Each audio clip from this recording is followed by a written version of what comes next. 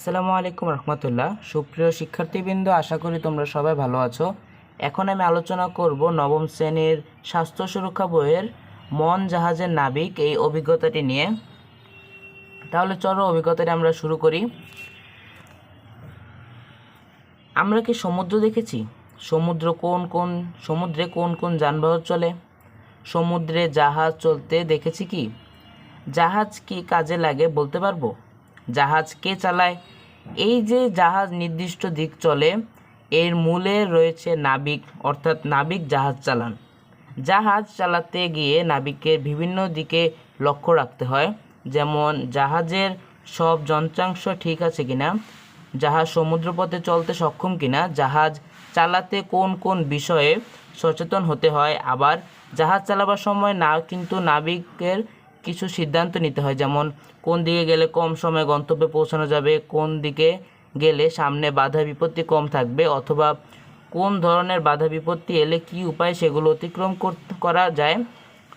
এসব সিদ্ধান্ত যখন সঠিকভাবে নেওয়া হয়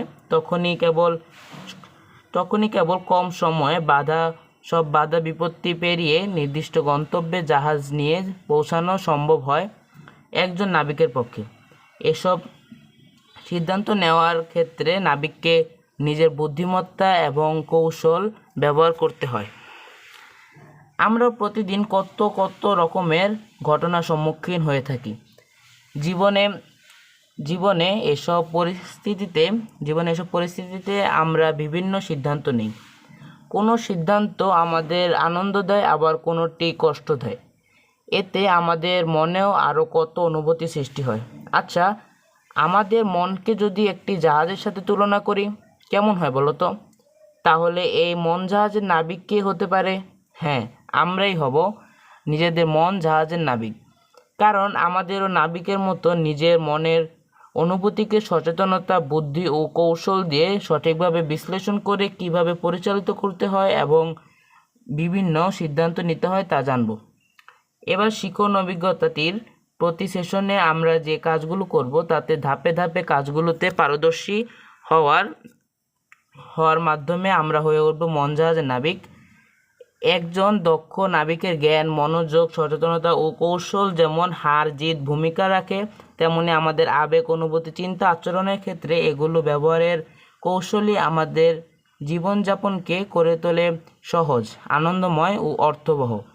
এই শিখন অভিজ্ঞতায় আমরা আত্মবিশ্লেষণ করে যুক্তিনির্ভর ইতিবাচক সিদ্ধান্ত নেওয়ার কৌশল সম্পর্কে ধারণা লাভ করব। এর জন্য প্রথমে আমরা নিজেদের যে কোনো একটি অভিমানের ঘটনা মনে করে সেই সময়ে নিজের সিদ্ধান্ত পর্যবেক্ষণ করব।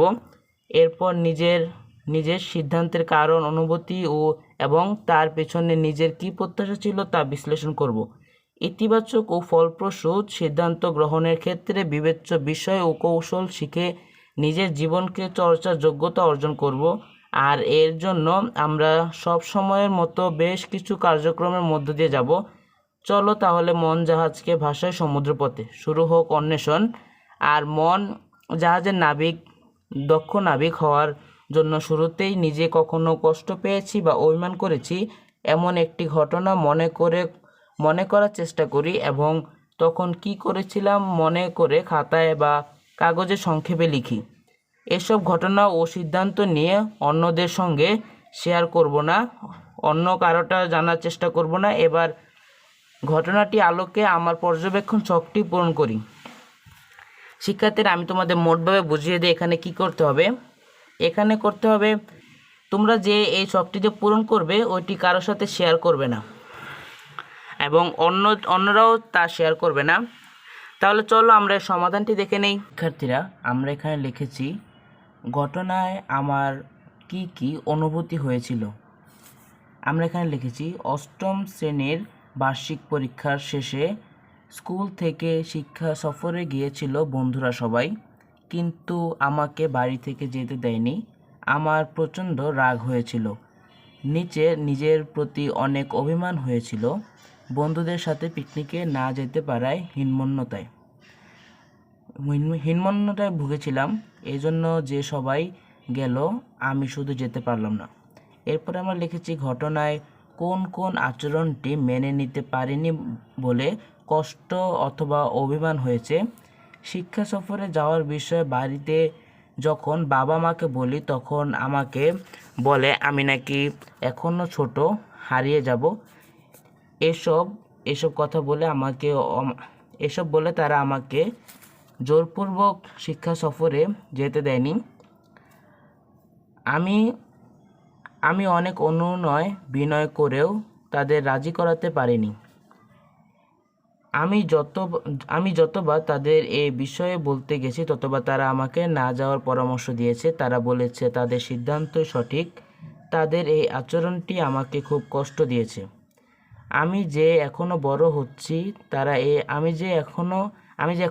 হয়েছি, তারা এই বিষয়টি না বোঝায় আমার খুব অভিমান হয়েছিল এবং কষ্ট পেয়েছিলাম।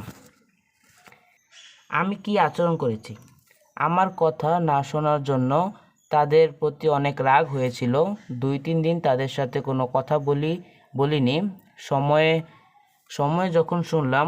একসময় যখন শুনলাম শিক্ষা সফরে গিয়ে 3 বন্ধু হারিয়ে গিয়েছিল, তখন দীর্ঘক্ষণ পরে তাদের মধ্যে দুজনকে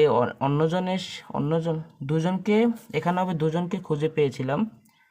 অন্যজনকে সেদিন পাওয়া যায়নি। কয়েকদিন পর সে একাই বাসায় এসেছিল। তখন থেকে নিজের রাগ অভিমান সাথে ভালো আচরণ করি এবং তাদেরকে বলি তোমাদের সিদ্ধান্তই সঠিক ছিল। ঘটনা থেকে প্রত্যাশা কী ছিল? আমি যেহেতু অষ্টম শ্রেণী শেষ করে নবম শ্রেণীতে উঠব, তাই মনে মনে এই শিক্ষা সফরে যাওয়ার ব্যাপারে আশাবাদী ছিলাম। শিক্ষা সফরে যাব, বন্ধুদের সাথে ঘুরব, অনেক আনন্দ করব। এর সাথে নতুন একটা জায়গায় দর্শনেরও সুযোগ পাব, নতুন একটা অভিজ্ঞতা তৈরি হবে। একসাথে 60 জন শিক্ষার্থী শিক্ষা সফরে যাওয়ার জন্য গাড়ি ভাড়া করা, খাবার আয়োজন করা, ঠিক সময়ে উপস্থিত হওয়া, গান গল্প উপস্থাপন করা ইত্যাদি বিষয়ে অভিজ্ঞতা তৈরি হবে। এখানে হবে শিক্ষা বিষয়ে অভিজ্ঞতা তৈরি হবে, যার ফলশ্রুতিতে নিজের দক্ষতা তৈরি হতো। তো শিক্ষার্থীরা, আজকের জন্য ছিল এতটুকুই। দেখা হচ্ছে নতুন কোনো ভিডিওতে।